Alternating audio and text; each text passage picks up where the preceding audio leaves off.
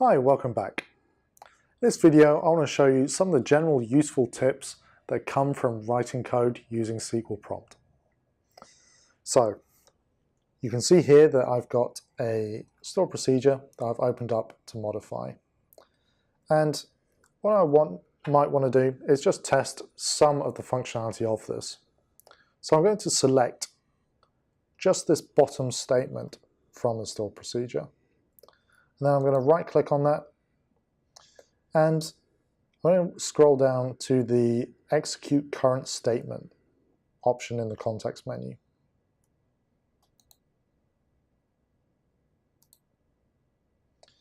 And that allows me to just run that one section of that code. And I can see the results at the bottom.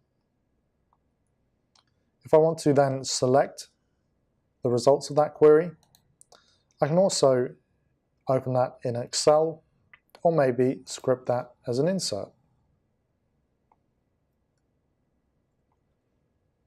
Another nice feature about Prompt, if I was to write a query that maybe I haven't thought through.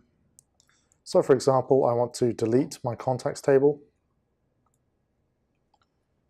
When I go to execute this query, I'm presented with a warning just alerting me that I might be doing something that I don't actually want to do.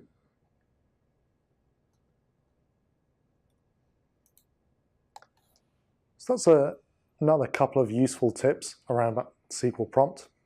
In this module, we've taken you through some of the general benefits of using SQL Prompt when it comes to writing code. I hope that's been useful.